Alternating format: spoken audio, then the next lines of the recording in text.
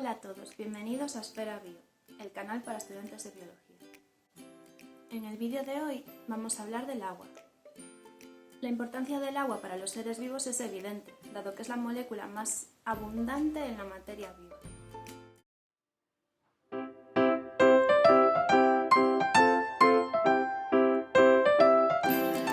Y es que el agua es una sustancia muy especial. Por ejemplo, es una de las pocas sustancias conocidas que se encuentra en la naturaleza en los tres estados físicos de la materia: líquido, sólido y gaseoso. El agua cubre el 71% de la superficie de la corteza terrestre. Se localiza principalmente en los océanos, donde se concentra el 97% del agua total. El agua es el principal componente del cuerpo humano, que posee un 75% de agua al nacer y cerca del 65% en la edad adulta, variando un poco en función del sexo y también entre los distintos órganos del cuerpo. Esta relación entre vida y agua se debe a las características tan particulares que posee y que veremos en este vídeo. Para comprenderlo, lo primero es conocer su estructura molecular, porque ahí está la clave de todo.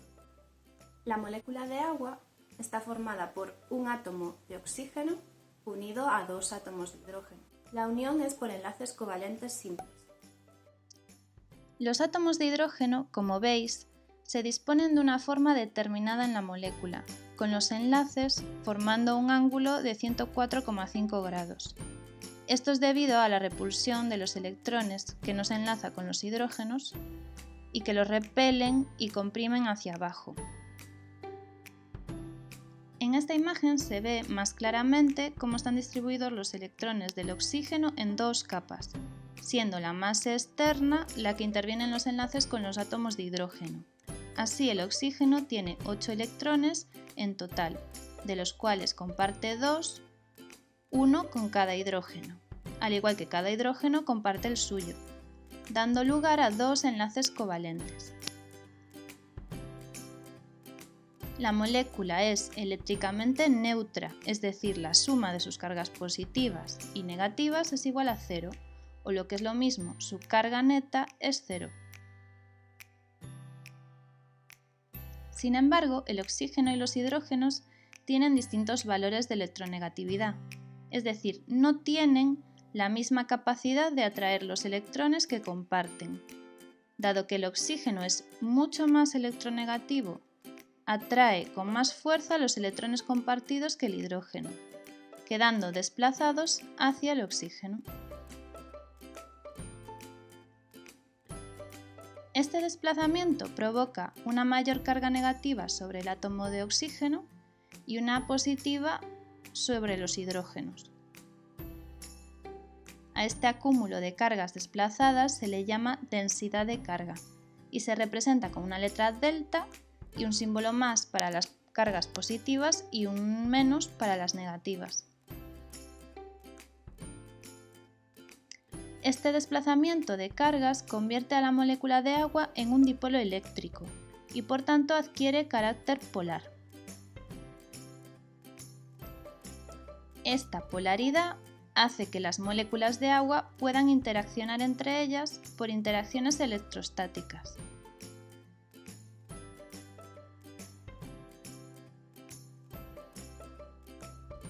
Estableciendo enlaces intermoleculares conocidos como puentes de hidrógeno de naturaleza iónica.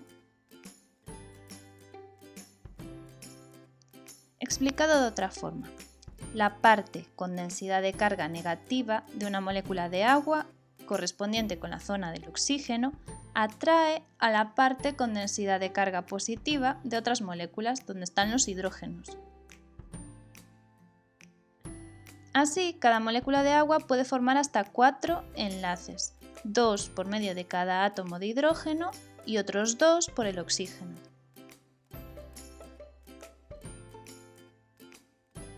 Además, esta polaridad le permite igualmente formar puentes de hidrógeno con otras moléculas polares o con iones.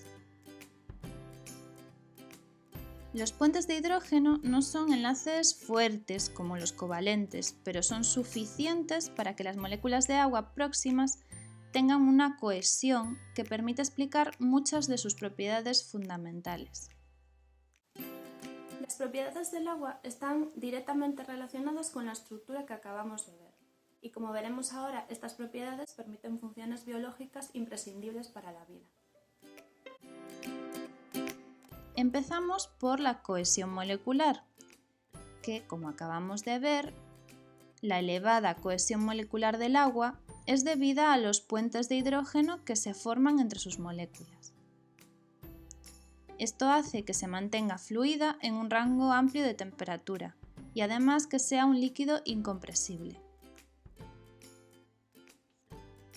Esta propiedad hace que el agua actúe dando volumen a las células, turgencia a las plantas e incluso que actúe como esqueleto hidrostático en algunos animales invertebrados como las medusas.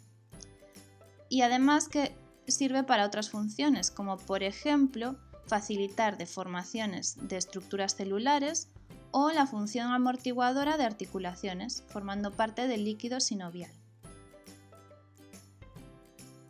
Otra propiedad es su fuerza de adhesión.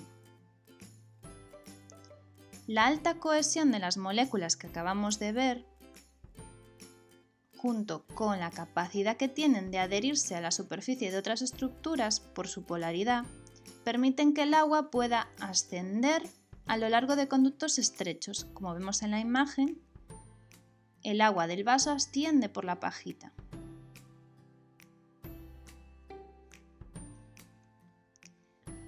Esta propiedad se denomina capilaridad y contribuye, por ejemplo, al ascenso de la savia bruta a través de los vasos del xilema en vegetales. La tensión superficial. En esta representación de una gota de agua vemos que las moléculas de la superficie presentan fuerzas de atracción netas hacia el interior del líquido, en donde se encuentran las moléculas de agua con las que comparten puentes de hidrógeno. Estas fuerzas de atracción crean la tensión superficial. Esta tensión provoca que la superficie oponga una gran resistencia a ser traspasada, originando una especie de película superficial. Esta película es capaz de soportar el peso de objetos más densos que el agua, cuando ocupan suficiente superficie, como pasa en esta imagen con el clip. Esta propiedad es aprovechada por algunos organismos para desplazarse sobre ella, como algunos insectos o incluso vertebrados como este lagarto. Otra propiedad es el elevado calor específico. Y es que las moléculas de agua pueden absorber gran cantidad de calor sin que su temperatura suba mucho de golpe. Esto sucede porque parte de la energía calorífica se consume en la rotura de los enlaces o puentes de hidrógeno.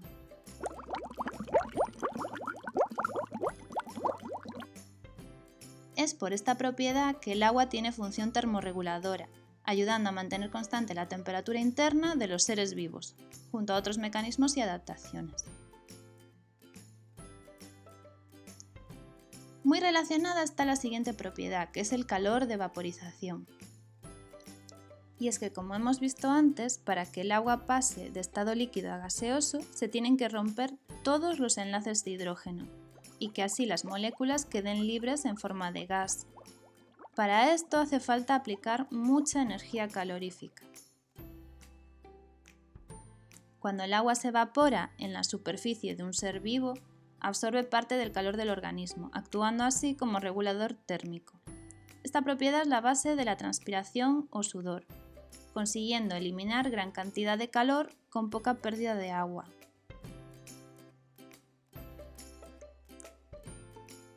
Otra propiedad importante es la densidad. El agua en estado líquido es más densa que en estado sólido, y es por ello que el hielo flota en el agua líquida. Esto se debe a que en estado sólido se forman todos los enlaces de hidrógeno entre las moléculas de agua, que se disponen entonces formando un retículo ordenado que ocupa mayor volumen, por lo que es menos denso. Esta propiedad permite la vida acuática en climas fríos, ya que la capa de hielo que se forma en lagos, mares o ríos se queda en la superficie flotando, protegiendo así la masa de agua que queda debajo del clima exterior, lo que permite la supervivencia de muchas especies. Ahora vamos a ver la capacidad disolvente del agua. Por su carácter polar, las moléculas de agua tienden a disminuir las atracciones entre los iones de las sales y otros complejos iónicos, facilitando que se disocien en cationes y aniones, que quedan rodeados por dipolos de agua, impidiendo que se vuelvan a unir.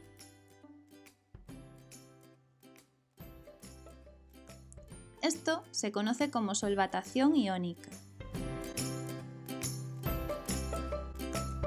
La capacidad de las moléculas de un disolvente para mantener separados iones de carga opuesta que se atraen entre ellos viene determinada por la constante dieléctrica del disolvente, que en el caso del agua es muy elevada, más que otros muchos disolventes líquidos.